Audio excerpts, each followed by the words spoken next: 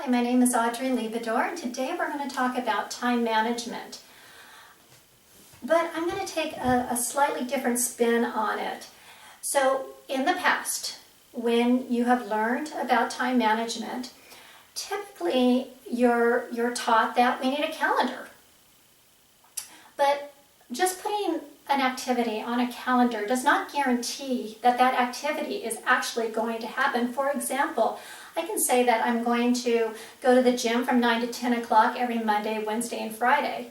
But just having that activity on my calendar is of zero guarantee that I'm actually going to get myself to the gym.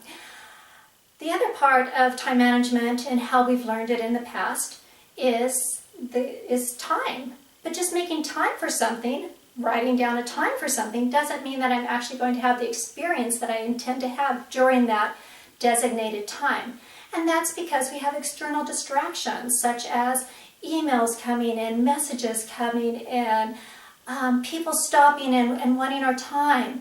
We have our internal distractions such as our mind wandering. Time management, as it's currently taught, is, in my opinion, an outdated concept. I want us to stop managing our time. And I want to propose that instead of managing our time, we want to first take a step back and we want to manage our attention. And this is known as attention management. We are on information overload. We've been told this over and over again. But I want to propose that we've always had information overload. In the 17th century, 18th century, 19th century to now, there's always been so much to learn. But in the past, what's happened is that if you really wanted to learn something, you had to have resources to learn it. You had to have someone to teach you how to learn it. You had to have a place to learn it.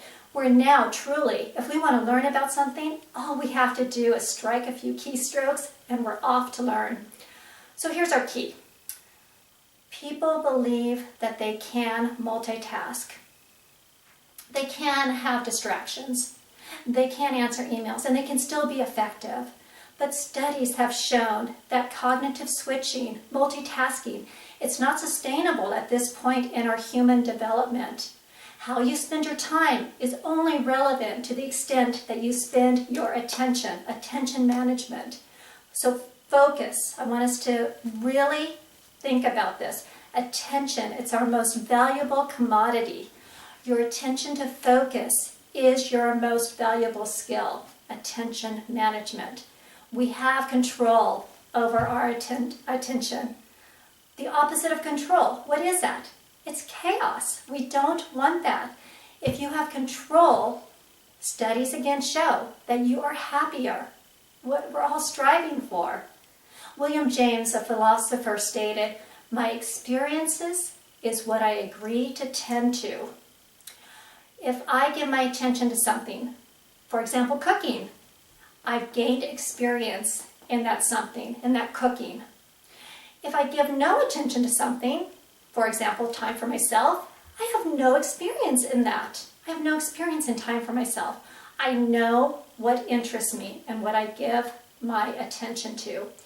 My life, your life, is made up of experiences. Your life, my life, is what I agree to tend to give attention to. You have to choose where your attention is directed. If too often you don't choose where your attention is directed, you're allowing your life to be stolen by all the things that are demanding your attention. If you allow your attention to be distracted, days turn into weeks, weeks turn into months, months turn into year.